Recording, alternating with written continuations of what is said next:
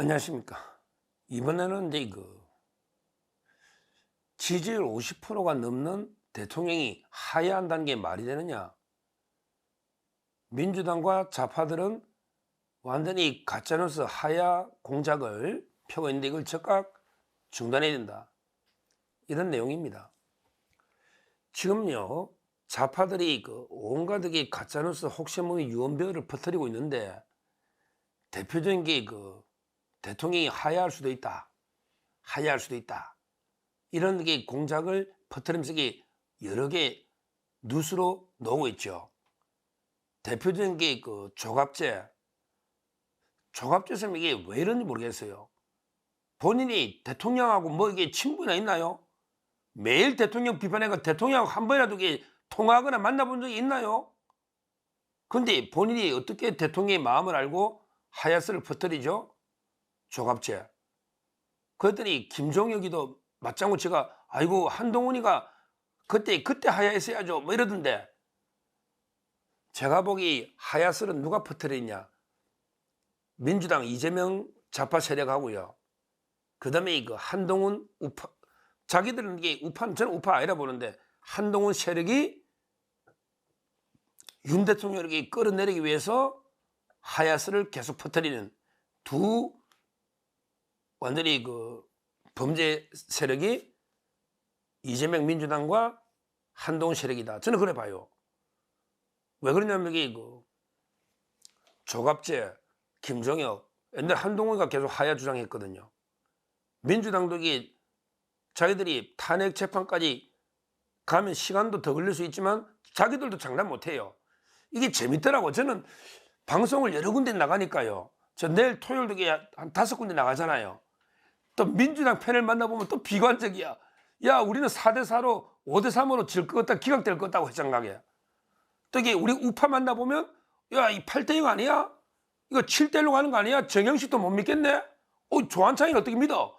우리 쪽 만나보면 우리 쪽에 대해서 비관적으로 생각하는 사람이 많고, 또 이게 좌파 팬을 만나보면 자기들도 또 비관적이야. 재밌잖아요. 뭐 서로가 왜 확실하게 현재 재판관 생활을 아직 확실하게 모르니까 최종 평의를 안 해봐서 모르잖아요. 그러니까 민주당 입장에서도 끝까지 판결로 갔을 때 6명 확도가 쉽냐, 마흔에도 안 오고 자기들도 질 수 있어 차라리 하야식이면 서로에게 좋은 거 아니냐, 좋은 거 아니냐. 이러니까 저는 이재명 민주당과 한동훈 세력이 대통령이 하야할 수도 있다. 이런 식으로 끊임없이 가짜뉴스를 생산해서 퍼뜨리는 이런 공작을 하고 있는 겁니다. 여기에 대해서 이제 우리 대통령 변호인단 야무진 거 있잖아. 우리 김계리 변호사, 김계리 변호사 질문 날카롭게 하고 막 재판관하고도 맞짱 뜨잖아요. 대통령이 좀 말리고. 김계리 변호사가 이제 조갑제 발언, 하야 발언에 대해서 강력하게 비판했더라고요. 자기는 변호사하고 대통령도 수시로 만나보는데 우리가 열심히 일하고 대통령도 끝까지 싸우고 자신있게 한 번도 약한 모습이나 하야가 없는데 왜 가짜뉴스를 퍼뜨리느냐, 이렇게 김계리 변호사가 글도 썼는데요. 제가 봐도 하야설은 명백한 가짜뉴스 유언비어다. 누가? 이재명 민주당과 한동훈 측의 유언비어다. 왜? 자기들도 탄핵 재판 끝까지 가면 이길 질지 자기들도 불안한 거예요. 그러게 한시라도 빨리 조기 대선을 치르고 싶은 거예요. 이유는요.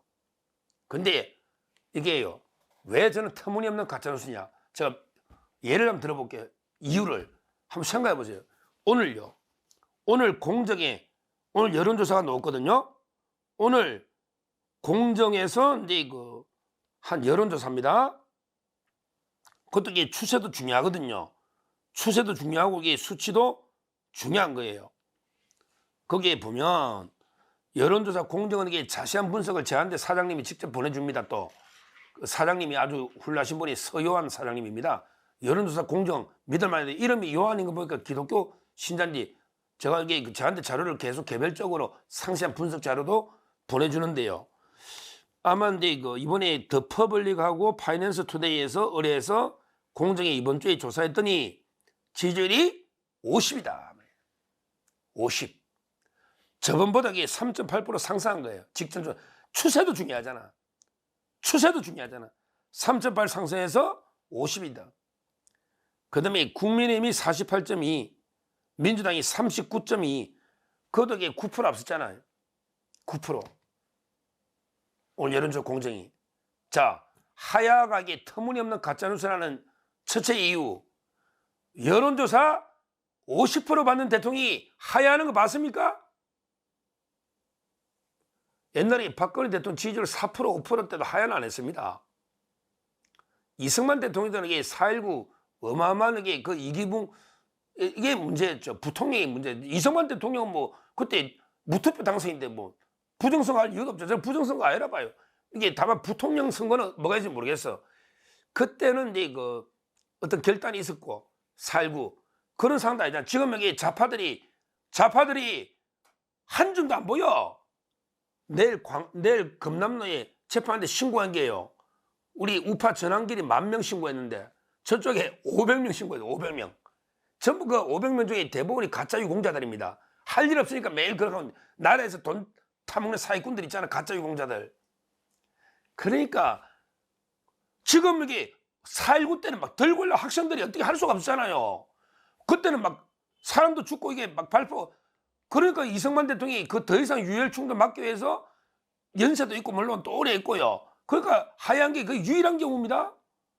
박근혜 대통령 4% 5% 때도 하야 안 했어요. 근데 윤 대통령 지지율이 50%인데요. 50% 대통령이 하야하는 게 말이 됩니까? 50% 대통령을 하야하는 게 말이 되냐고 첫째 이유가. 자, 그 다음에 두 번째 이유. 보세요. 탄핵 반대 여론이 40 넘잖아요. 어느 조사나도.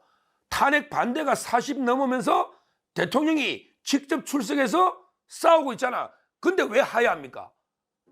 아니, 하야할 것 같으면 이게 재판관들이 불공정하니까 중대 결심할 수 있다. 우리가 사퇴할 수도 있다. 싸우겠다. 아니, 하야할 거면 이게 굳이 왜 그럽니까? 대통령이 당당하게 헌재에 직접 출석해서 강력하게 맞서 싸우면서 탄핵을 반대하는 여론도 40%가 넘고 있고 지금 대통령 변호인단도 강력하게 헌재 재판관들하고 맞짱 떠가 싸우고 있잖아. 하야할 사람이 말로 그렇게 싸우느냐고. 이게 말이 되느냐고요. 재판 진행하는 모습만 봐도 이게 하야할 건지 끝까지 재판 맞서 싸울지 이걸 이게 알 수가 있잖아요. 더군다나 이게 모른다니까. 지금 좌파들은 자기들이 불안해요. 야, 만약에 와야 이게 6대3 아니냐. 지금 5대3으로 보는 게 많아요. 좌파들도 5대3이 제일 많아요. 저는 4대4로 보거든요. 누가 이길지 몰라요. 그 질문 한두 개 던지는 가지고 판사 성향 어떻게 알아요? 뭐 우리가 이게 뭐 궁의 관심법을 봅니까? 재판관들에게 끝에 가보면 저는 체포조만 없어도 탄핵될지 안 될지도 모르잖아요. 정치인 14명 체포한 건 완전히 가짜뉴스거든요. 끌어내라는 것도 이게 실현된 것도 아니고 실현 가능성이 있는 것도 아니고 이것만 탄핵이 될까 실현도 안 됐는데 군인도 없는데 끌어낸 적도 없고 봉시한 것도 아니고 제가 보기에 탄핵 사유가 저는 안 보이거든요. 뭐 사소한 게 어떤 잘못이 있는지는 모르겠는데요. 큰 이게 내란에 큰 잘못이 안 보인단 말이에요. 우리 진실이 밝혀지면서. 그래서 이게 재판 결과를 예단할 수도 없어요. 그냥 불안하니까. 원래 이거는 항상 받는 사람이 불안한 거야. 아이고 이게 우리 7대1이나 8대0 되면 어떡하노? 어떡하는 게 불안하다 보니까 이게 노지. 실제 재판은 팽팽하다. 좌파들도 이게 자기들도 5대3이라고 많이 봐요. 그래서 만약에 임명하려고 난리치고 있는 거거든요. 저는 4대4로 보고요. 지금 선고하면. 그러니까 이게 모르는 거예요. 이런 상태에서 왜 하야를 합니까? 왜 하야를 합니까? 이게 저는 재판 당당하게 임하는 태도만 봐도 하야는 아니다. 이게 두 번째, 논거를. 이게 확실한 논거 아닙니까? 자, 그리고 세 번째, 진짜 중요한 게 형사재판도 있잖아요. 그럼 이게 뭐 하야해서 뭐 이승만 대통령처럼 하와이 가면 다 봐줍니까? 그럼 이게 좌파들이 하야하면 더 물어뜯습니다. 우리나라 이 좌파들, 이자들의 속성 모릅니까? 옛날에는 이게 그래도 대통령이 뭐 인정하고 책임지고 하야하면 이게 형사재판도 이게 면제해주고 좀 어디서 이게 편하게 여성을 보낼 수 있도록 배려해주고 이런 게 있었는데 요즘 안 그래요. 안 그래요. 끝까지 더 물어뜯습니다. 그럼 하야하면 그럼 이게 형사재판은 끝납니까? 내란 재판은 끝나느냐고요. 이게 연결이 되느냐고. 사면 이게 누가 될지도 모르고 말도 안 되잖아요. 지금 형사재판도 이게 내란과 끝까지 싸우고 있는데 지금 하야한다는 게 말이 되는 소리냐 이 말이죠. 형사재판도 연결돼 있는데 이게 저는 세 번째 논거고요. 마지막으로 이게 가장 중요한 거는 대통령의 그 계엄 선포 때 의지부터 그 이후의 메시지를 보십시오. 대통령이 피를 토하는 심정으로 자유민주주의를 지키기 위해서 저 종북 좌파 반국가 세력을 일소 한 번에 척결해버리기 위해서 피를 토하는 심정으로 계엄을 했고, 그러면서 계속 메시지를 내가 끝까지 맞서 싸우겠다. 그 한남동 관저에서도 그랬잖아요. 끝까지 맞서겠다. 잡힐 메시지도 냈고요. 저 불법 무도한 경찰 3천 몇백 명 해가지고 체포해갔지만, 불법 체포했지만 대통령이 한 번도 주눅 들지 않고 당당하게 공처 수사를 거부하고요. 그 다음에 검찰에서는 2번이나 연장이 안 됐는데 또 했는데, 그럼에도 불구하고 대통령이 당당하게 법정에 나와가지고 싸우고 있는데 그 대통령의 의지를 보세요. 대통령이 어떤 사람입니까? 그렇게 약한 대통령이면 아예 계엄하지도 않았습니다. 누구냐면 이게 윤석열이에요. 윤석열 대통령이 그렇게 약한 사람이 아닙니다. 끝까지 가루가 되더라도 종북 좌파 세력과 끝까지 맞서 싸우지, 뭐 굴복해서 하야해서 타협하고 뭐 이게 어떻게 해주고 이런 걸 할 사람이 아니에요. 그러면 이게 대통령도 못 됐고, 그러면 이게 그 계엄하지도 않았을 거예요. 실제 윤 대통령이 걸어온 길을 보면 이게 벌써 직무정지 4번째 당했다잖아. 4번째.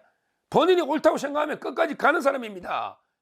뭐 대통령이 끝까지 가면 최악의 경우라도 뭐 탄핵되고 뭐 내란 무기징역 받고 최악의 경우라도 뭐 한 4, 5년 살면 사면이 되겠지. 뭐 누구든지 우리 다 나왔잖아. 이명박 박근혜 누구든지. 전두환 노태우 대통령은 이게 거의 2년 만에 나왔잖아요. 근데 그게 겁나가 그래 비굴하게 뭐 하야하고 뭐 꼬리 내리고 하겠습니까? 끝까지 싸워도 몇 년 살겠습니까? 설마 우리 대통령 몇 년 살리냐고요. 그러게 내라는 터무니도 없는데 그 국민들이 가만히 있냐고요. 그러면 우리 전황길 가서 그랬잖아. 바로 이게 탄핵되면 4.19로 간다고. 바로 탄핵되면 내전으로 갑니다. 내전으로. 내란은 아니죠. 내전이지. 내전. 좌우파 간에 4.19로 간다고. 탄핵 인용되면. 그러니까 제 말은 이게 그 대통령의 강력한 의지와 이제까지 메시지를 봤을 때 절대 그런 게 약한 모습으로 뭐 타협하거나 굴복하야, 이거는 게 어림도 없는 이야기다. 저 4가지 이유를 분명히 들었지 않습니까? 이거는 명백하게 그 이재명이나 한동훈이가 자기들에게 그 권력을 찬탈하기 위해서 계속 그리고 탄핵에 영향을 주는 거예요. 자꾸 하야 떠들면 재판관들도 이게 탄핵 인용 쪽으로 이게 갈 수가 있잖아. 하야 한다니까 하야하겠다는 사람을 이게 기각한다는 것도 이상하니까, 제 말은 이게 재판에 악영향을 미치고 그다음에 그 지지층도 와해식이잖아. 대통령이 막 하야 이야기 나오면 힘 빠지거든. 지지층도. 그러니까 윤 대통령 지지층도 완전히 맥 빠지게 힘 빠지게 만들고 재판관들한테 악영향을 주고, 그리고 진짜 자기들이 뭐 하야하면 더 좋고 이런 게 여러 가지 꼼수에 의해서 가짜뉴스를 지속적으로 하야할 수 있다 뿌리는 거예요. 여기에 우리가 단호하게 대응해야 되고 절대 속아서는 안 된다. 하야는 절대 없다. 대통령은 끝까지 국민과 함께 싸운다. 이거는 제가 자신 있게 이야기할 수 있기 때문에 절대 가짜뉴스에 속아서는 안 된다. 이렇게 말씀드립니다. 감사합니다.